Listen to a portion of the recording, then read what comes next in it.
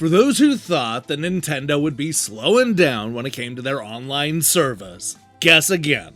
We're back with yet another big update, and this is a good one. This week, we're getting Amazing Hebereke and Wrecking Crew 98, two 16-bit classics that are coming to America for the very first time.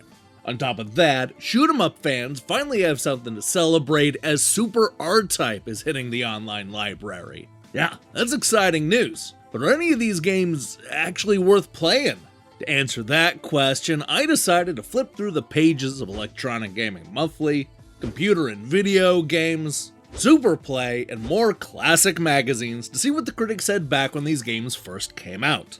Get your force bit ready because we're blasting off for another exciting episode of Nintendo Switch Online Review Crew.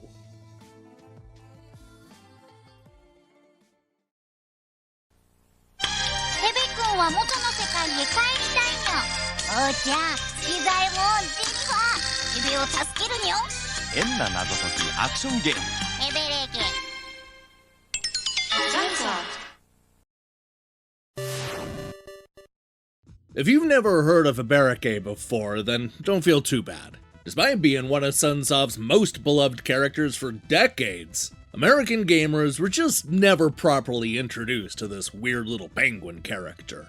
In fact, if you recognize the character at all, it's probably because the European version of the 1992 original was released on the Virtual Console in 2010 under the name Euphoria: The Saga. Since then, there have been a dozen entries on everything from the Saturn to mobile phones. Now, although Amazing Hebereke is technically the third game in the series, it's actually the first fighting game. At a time when Street Fighter II was just dominating the arcades, this cutesy beat-em-up felt like it came from a completely different era. It employs a bird's eye view and has a lot more in common with Pit Fighter than Street Fighter. You see, this is an arena fighting game where four cartoony characters fight it out all while obstacles and traps are being introduced from all sides of the level. While certainly not a bad game, it's extremely easy to see why Amazing Hebereke wasn't released in the US. It was completely out of step with the fighting game trends of that time, and the gameplay is surprisingly shallow. That said, it's definitely worth checking out on the Switch. Get a bunch of friends together and you're gonna have a lot of fun. It's also a really good introduction to the Hebereke series, even if it's not the best Hebereke game.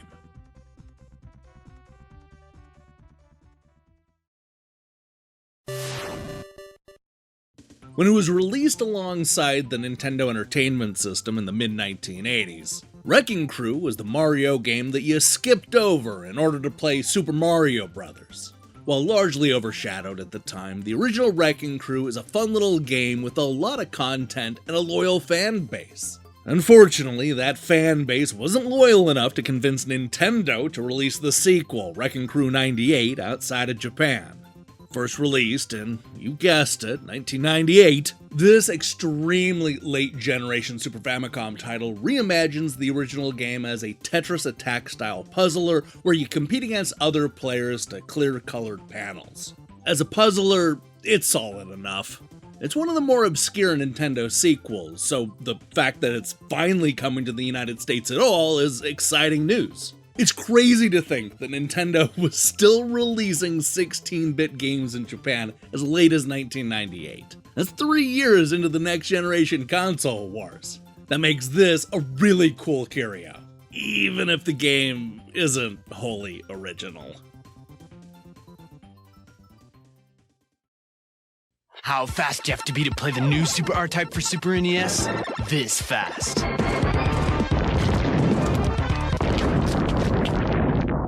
Super R-Type from Irem for Super NES. See how good you really are.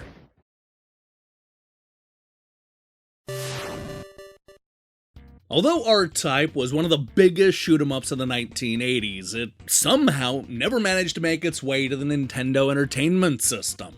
This is one of the very few times when Sega Master System fans and early TurboGrafx-16 adopters had something to hang over the heads of their NES-owning friends, as this horror-themed shooter is a legitimate classic. But don't worry, Nintendo fans, because Irem has you covered with Super R-Type. an early generation Super NES game that is essentially a 16-bit reworking of R-Type 2.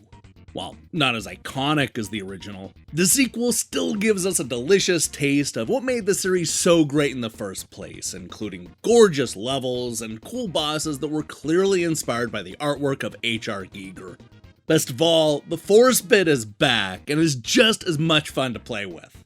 This was always the key to R-Type's success. This was a round shield that could be attached to any side of your craft, as well as flung at enemies like a projectile. It worked as both an offensive and defensive helper, quite literally shielding the player from bullets and bad guys. That's sad. This game has a bit of a reputation for being extremely tough and full of those annoying slowdowns that plagued the Super NES games in the early days. Let's go ahead and see how that impacts the opinions and scores back from when Super R-Type first came out. As we so often do, we're going to start with Electronic Gaming Monthly, who ended up being perched right in the middle of the Super R-Type divide. They ultimately liked the game, giving it a solid average of 8 out of 10. Ed called it easily the best Super NES shooter on the market. But it appears to be too good. Whether the massive slowdown is due to the slow CPU on the Super NES or inexperienced programmers, it is major. Stunning graphics, fantastic weapons, and huge bosses make it a sight to see, though. Steve agreed, calling Super R-Type a hodgepodge of the very best of both of the arcade games and a large cup of new material thrown in for good measure. It's too easy and too short, but the trip is spectacular. EGM's 8 out of 10 is basically in line with what a lot of the critics were saying at the time, including GamePro, who gave the game a 4 out of 5 back in November 1991. You also saw a similar score from Nintendo Magazine System, who went a little bit higher with an 82%. On the lower side, you had Nintendo Power give it a 3.5 out of 5, which just so happens to be the lowest score that I could find. That lines up with Superplay, who went with a 72% and called Super R-Type a pretty good game.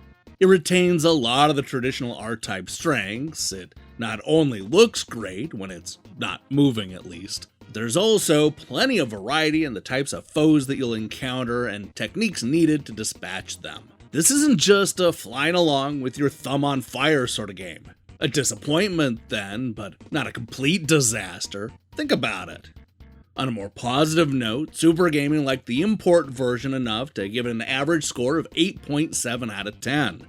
Ace went a little bit higher. Actually, thanks to their ridiculous 1,000 point scale, Ace went a lot higher, giving it an 890. Back down on Earth, Mean Machines went with an impressive 90%.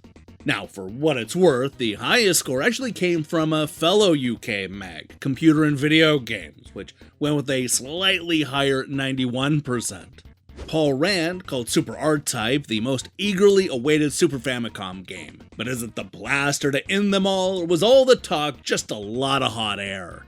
Well, you can see from the screenshots the Nintendo 16-bit wonder has excelled itself in recreating the coin-op's highly detailed graphic style, capturing all the sprites and backdrops perfectly, and even including a brand new level for the home version. It's only on sitting down to play Super R-Type that you begin to notice the flaws. For instance, the scrolling isn't nearly as smooth as it could have been. Also, horror of horrors, there's an abominable slowdown when there are a lot of sprites on screen at the same time. But when push comes to shove, were I to fork out for this cart, I'd be feeling slightly cheesed off that it isn't the masterpiece that it could have been. And again, I want you to note that this is coming from the magazine that gave the game a 91%, the highest score that I could find. Look, it's true. Super R-Type has its problems, there's no question about it. The graphics are great, but the slowdowns and extreme difficulty really hurt this game. Thankfully, you can save your progress anywhere with the Switch version, so at least the difficulty will be a little bit more manageable this time around. I say give it a shot, but know that the real fun is in Irem's next R-Type game, the Third Lightning. Let's just hope that that comes in a future update.